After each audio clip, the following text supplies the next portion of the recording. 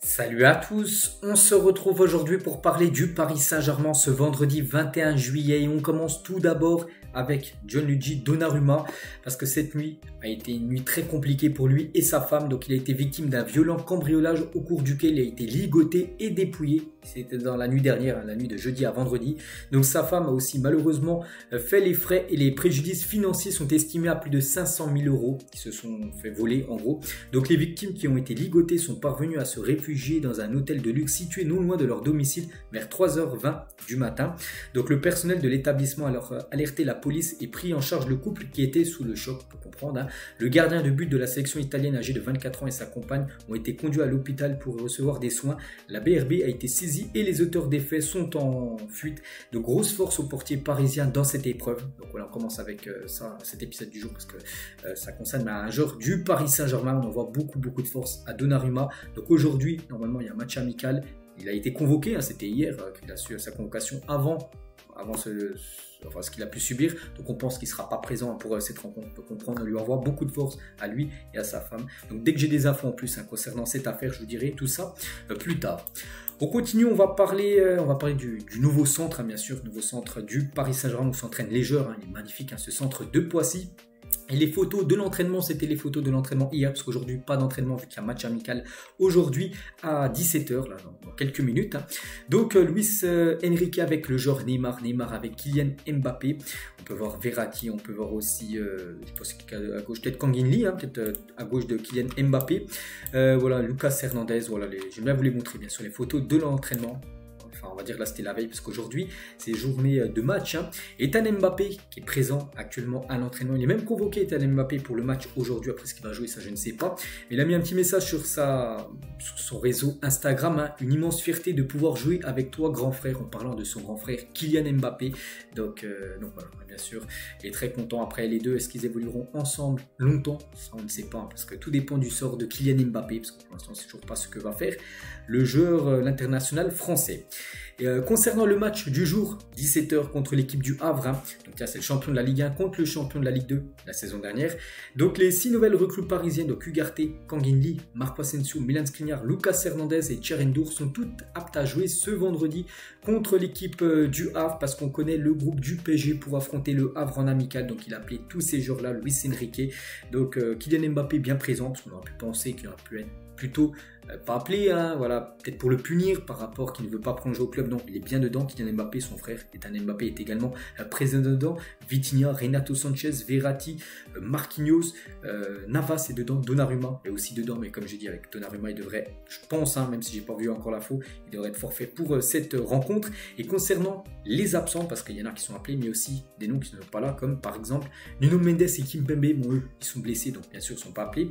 Neymar, c'est la reprise. Donc Neymar qui a repris l'entraînement, bon déjà depuis le 10 juillet, mais c'était un entraînement individuel depuis la semaine dernière.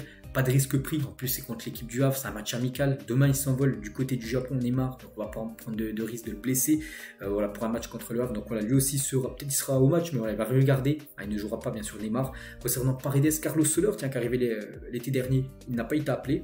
Pourtant il est à l'entraînement, c'est juste un choix sportif, on peut dire qu'il est dans le loft. Carlos Soler, des joueurs qui doivent quitter le club, comme Bernat, comme Wijnaldum ou même Abdou Diallo. Donc voilà, concernant bien sûr cette rencontre, donc on parlera bien sûr demain, on reviendra sur demain le résultat et de ce que ça a donné cette première de Luis Enrique lors d'une rencontre.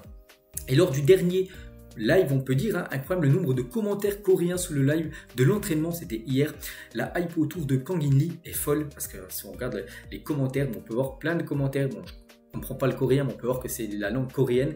C'est par rapport à la nouvelle signature Kang In Lee. N'oubliez pas que le PSG se déplace là du côté du Japon. C'est demain, il pourrait peut-être faire un petit détour pendant 2 jours en quittant le Japon du côté de la Corée pour jouer un autre match qui pourrait apporter encore de l'argent au club.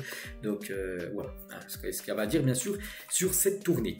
On va parler maintenant du mercato parce qu'on sait que le PSG doit recruter en attaque et entre la Juventus et le PSG, les premiers contacts ont eu lieu pour Dusan Vlahovic. Le club turinois ne veut que du cash.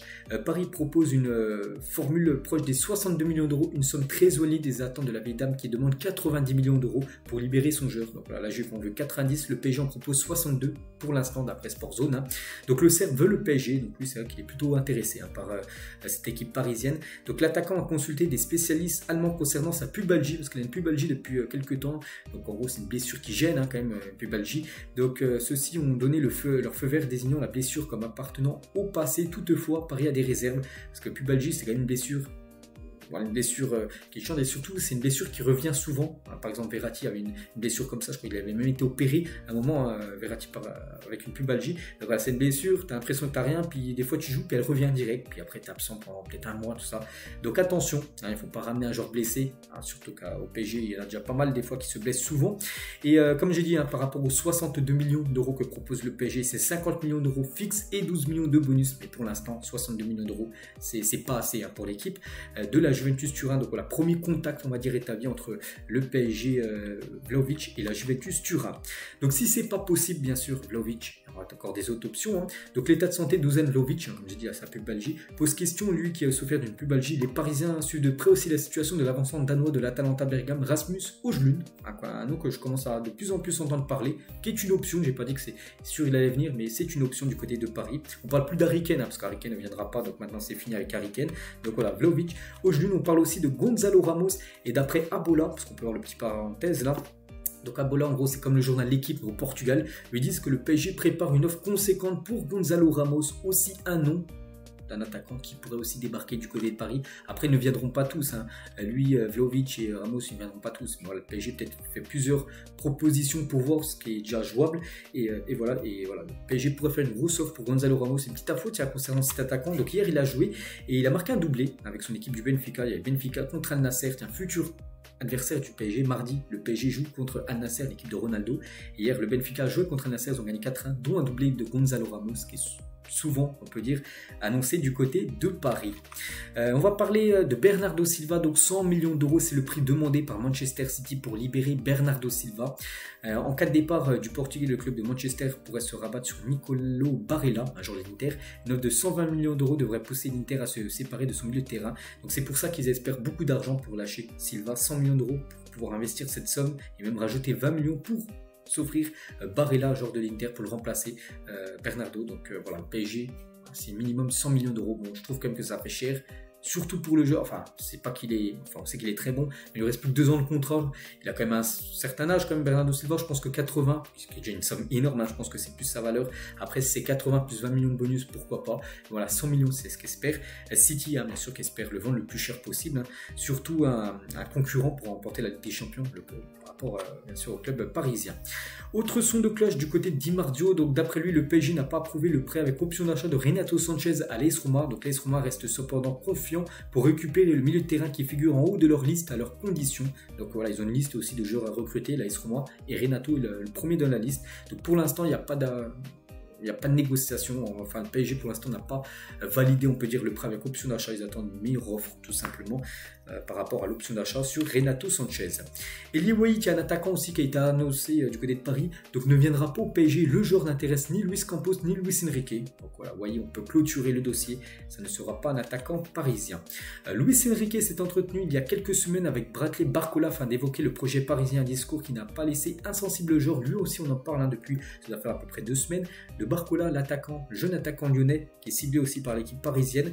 Et Barcola valide le projet du PSG. Il se sent prêt à rejoindre un club aux ambitions européennes. Il veut jouer la Ligue, enfin, il veut jouer en Ligue des Champions. PSG, bien sûr, qualifié en Ligue des Champions, alors que son club actuel, l'équipe de Lyon, qualifié en rien, parce que Lyon ne jouera aucune Coupe d'Europe saison prochaine. C'est pour ça que Barcola, ça peut se faire. On est seulement le 21 juillet. Il reste encore 1 mois et 10 jours de mercato. Donc je pense que le PSG fera encore, je pense, 3-4 joueurs pour clôturer le mercato. Pourquoi pas le joueur Barcola.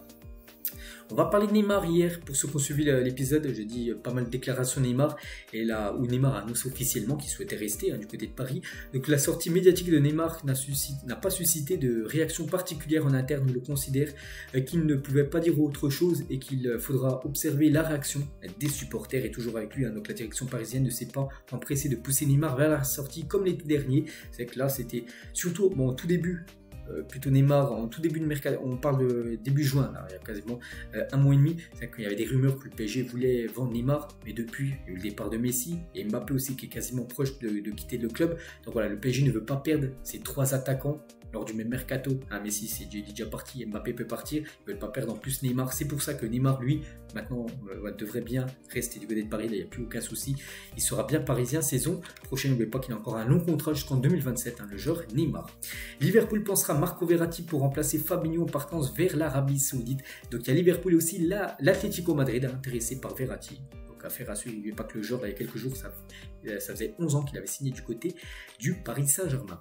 Xavi Simons, nouvelle recrue, Xavi Simons, le joueur du PSG qui a été prêté, maintenant c'est officiel au RB Leipzig, et on peut voir qu'il a mentionné PSG, avec le rouge et bleu, bien sûr les couleurs parisiennes et Paris Saint-Germain, parce qu'avant c'était PSV, maintenant il a changé ça, PSG est prêté à Leipzig, on espère le voir la saison prochaine du côté de Paris. Et on finit cet épisode avec Prime Video qui a cité Rai comme légende de l'histoire du PSG en groupe Prime Video.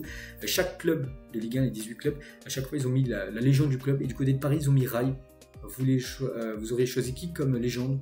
Rai, peut-être, je sais pas, Pauletta, peut-être il y en a, ils auraient mis Zlatan Ibrahimovic, peut-être, j'en sais rien, peut-être Mbappé, peut-être il y en a qui considèrent Mbappé comme la plus grande légende du club. Donc, Prime Video, ils ont mis le joueur Rai, n'hésitez pas à mettre vous aurez mis qui en tant que légende ultime du côté du club. Donc, voilà ce qu'il y a à dire aujourd'hui. J'espère que ça vous a plu. Je vous souhaite une bonne journée. On envoie toujours beaucoup de force, bien sûr, à Donnarumma. Bon match, le match, c'est vrai que j'ai oublié de le dire, je crois, est diffusé sur PSG TV. Moi, je crois qu'il faut payer pour avoir l'application. Bon, après, peut-être sur.